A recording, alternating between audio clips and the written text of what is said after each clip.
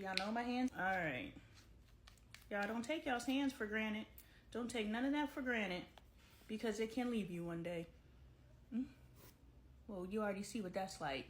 Y'all see what that 2-in-1 life is like. Yes, and it smells good too. Nothing is overly fragrant, which I like. I don't like too many fragrance because you got fruits and berries, and then you got cinnamon and sugar, and then you got, you know, alfalfa and poppy seed going. It's just too much. It's too much. Hair wax stick. Boom. I don't even know what to do with a hair wax stick. But that's what that hair wax looked like. No smell. Perfect. I'm thinking maybe this goes somewhere in the face area, as Bailey said, with the edge control. It's good, the products that go around the face. All right, love you.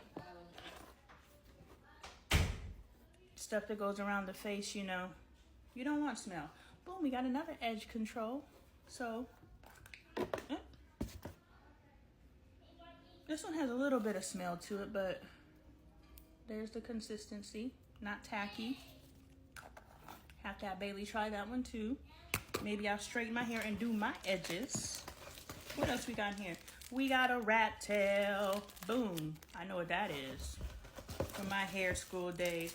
We got another edge control brush. Boom. And another rat tail. Boom. Can never have too many rat tails. I'ma just keep it G. Here we go with the more edge control. Sis was like, don't get them edges under control. Are you trying to send me a subliminal?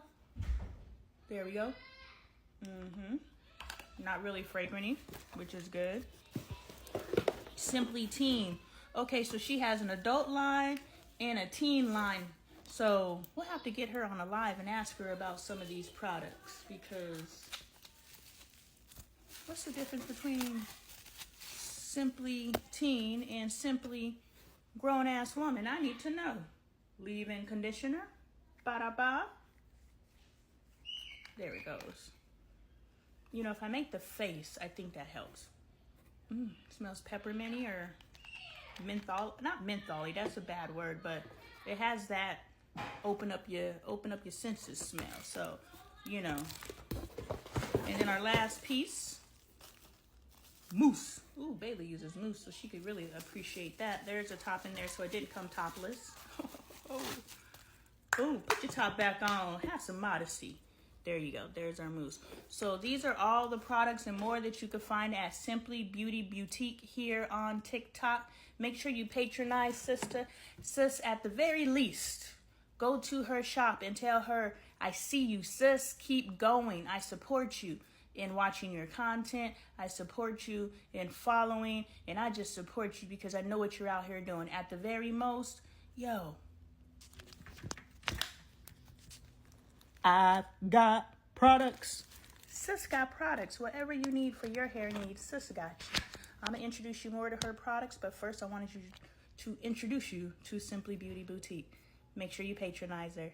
And definitely join the Sister Support Network if you are a small Black-owned woman business and you would like to connect with other small Black woman-owned businesses and swap products, introduce your network to their products. Let me know in the DMs and we can get you connected. And as always, that's some real sister support to me. Pick up your sister support merch at LoneeTaylorArt.com. But it's the ones that weren't raised like that, that don't know they were raised like that. We all want to be supported. We all want to feel secure. And our definition of security in our society is monetary. My husband ain't got no damn money right now. And I feel secure as f***. I am the most in love with my husband I have ever been. I am most on his team as I have ever been. I am his partner as much as I ever been, and I am working to become more of his partner with these 30 days of communication. 30 minutes after he gets home, we talk, and we pretend like we're interested in what the other person is talking about, because ultimately we will become interested in what the other person is talking about, because now we have a storyline to follow. So what happened with so-and-so? Instead of them just popping in every once in a while when we allow them to speak about their interests, and vice versa. It goes both ways. He's not interested in the stuff I'm interested in either. But I had to admit to him that I was emotionally cheating on him. And I know the girls in the community say that I wasn't emotional cheating, but I was. I was giving my mind to someone else. And had that someone else been another man, I would have been emotionally cheating. So after I admitted to my husband that I was what I believed to be emotionally cheating, you know, he was like open to the idea of us having 30 days of communication. So we are in our 30 days of communication. And he is slowly opening up to me and letting me know who he is. He was complaining that I'm always trying to change him. And I was like, well, somebody's got to be trying to change us. Feel free to join in. Because ain't no way we staying the same. We going forever the same? I can't do that. You can't do that. So stop looking at your spouse like, why do you keep trying to change me? Why aren't you trying to change us? You keep looking at it as, I'm trying to change you. No, I'm trying to change us. If you're willing to come along with me.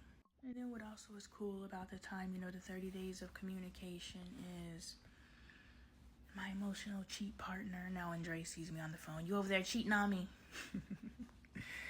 My emotional cheat partner, first of all, when we identified this is what was happening, we both kind of acknowledged that this was happening, and we both chose to back down and create space between us. We had a conversation. It's not like me and my husband had a conversation and then I came and just started acting funny over here. No, I had a conversation with her first, and then I talked to my husband about it, and then I came and told her about it. See, that's not being shady. That's making sure everybody's on the same page. I need my husband to know what I'm out here doing, even if it's something that society tells us to keep deceptive. I have a friend who caught her husband chatting with someone. What if he had the space to say, this is what I'm online doing? And she had the space to respond and to step up in that area that he needed support. What if?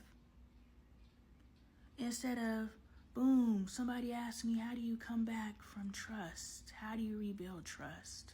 You rebuild trust by knowing you did not allow your spouse, and I know this is my fault, but listen, your spouse did not feel safe enough to open up to you, which roots back to our children not feeling safe enough to open up to us. We're the primary love person. We teach them how to love, and they can't open up to us without being ridiculed, criticized, beaten, whatever. So now they're standing in front of their spouse, their next love,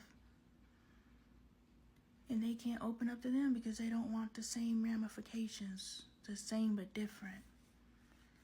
So I gotta do this in deception, and society says this is the way I'm supposed to move. So now I'm influenced by the outside world and the pressure that I don't want to lose you, but I'm lost. And I'm not making excuses. But you regain trust by allowing the space to understand that maybe they didn't feel secure enough in your relationship to come to you and say, this is what I'm doing.